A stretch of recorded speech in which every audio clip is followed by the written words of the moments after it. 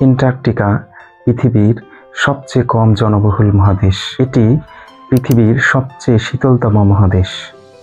বরফে ঢাকা সাদা এই মহাদেশের অনেকাংশে পা পড়েনি এখনো মানুষের। অনেক কিছুই অজানা রয়ে গেছে এই মহাদেশের।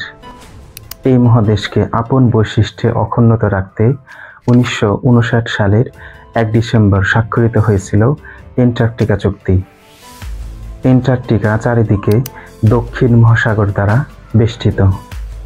এর আয়তন 1,42,00,000 বর্গ কিলোমিটার এবং এটি পঞ্চম বৃহত্তম মহাদেশ। এর বেশিরভাগ ভূখণ্ড বরফ দ্বারা আবৃত। বিশ্বের 70% স্বাদু পানির ভাণ্ডার এখানে হিমায়িত অবস্থায় আছে এবং এই বরফ গলালে বিশ্বের সমুদ্র সমতল প্রায় 200 ফুট বা 60 মিটার বেড়ে যাবে। অ্যান্টার্কটিকায় পৃথিবীর সর্বনিম্ন তাপমাত্রা রেকর্ড করা হয়েছিল এবং এটি ছিল -89.2 ডিগ্রি সেলসিয়াস। গ্রীষ্মকালে উপকূলীয় এলাকার তাপমাত্রা 10 ডিগ্রি সেলসিয়াস পর্যন্ত বাড়তে পারে। অ্যান্টার্কটিকা হল পৃথিবীর একমাত্র মহাদেশ যেখানে কোনো আদিবাসী বাসিন্দা নেই এবং এখানে কোনো মানুষ স্থায়ীভাবে বসবাস করে না। এখানে তাপমাত্রা অনেক কম, আবহাওয়া অনেক ঠান্ডা, যা মানুষ বসবাসের অনুপযোগী। এখানে 70টি ঘাঁটিতে 30টি দেশের বিজ্ঞানী ও কর্মচারী বসবাস করে। জনসংখ্যার কথা বললে গ্রীষ্মকালে 4000 মানুষ থাকে অ্যান্টার্কটিকায় এবং শীতকাল আসলে এখানে মাত্র 1000 জন মানুষ বসবাস করে।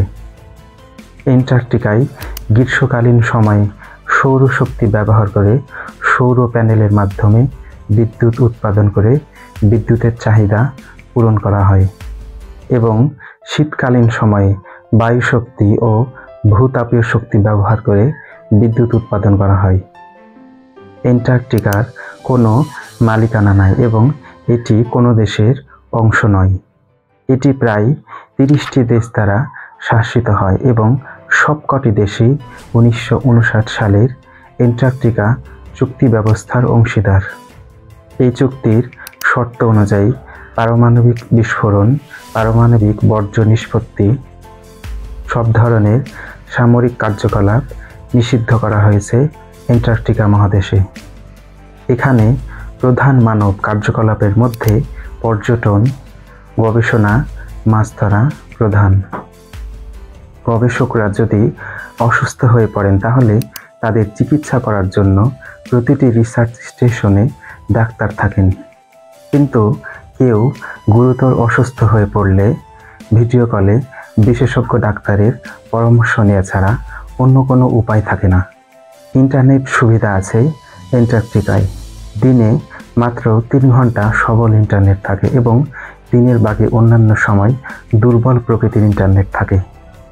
অ্যান্টার্কটিকার জীববৈচিত্র্যের মাঝে সেসব উদ্ভিদ ও প্রাণী আছে যারা অ্যান্টার্কটিকা প্রবল শীত, শুষ্কতার মাঝে অভিযোজিত হতে পেরেছে।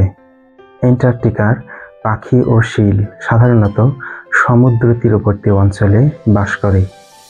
এখানে 8 রকমের পেঙ্গুইন আছে, 7 রকম প্রজাতির শীল দেখতে পাওয়া যায়।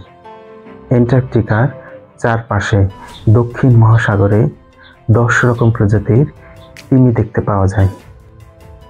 মহাদেশের বিভিন্ন স্থানে চিংড়ি জাতীয় ও কৃমি জাতীয় প্রাণীর অস্তিত্ব দেখতে পাওয়া যায়।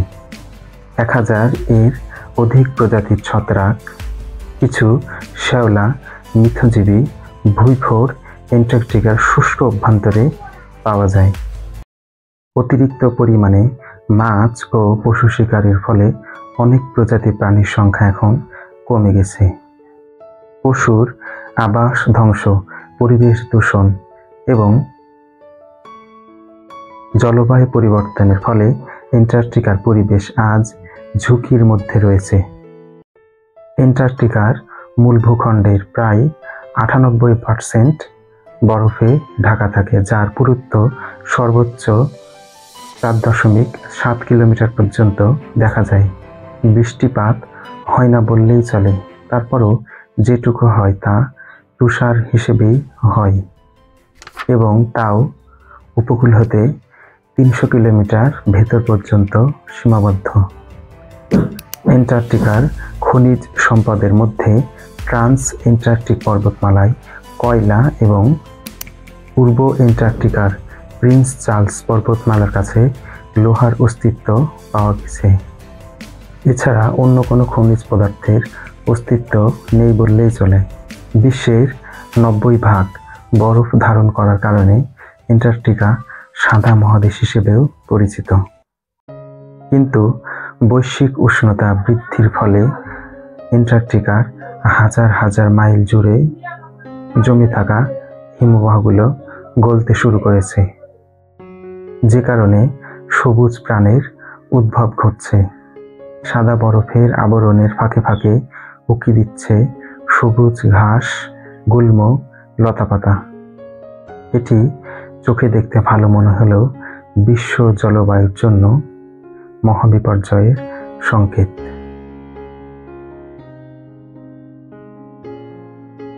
ভিডিওটি দেখার জন্য ধন্যবাদ। পরবর্তীতে দেখা হবে নতুন কোনো ভিডিও নিয়ে।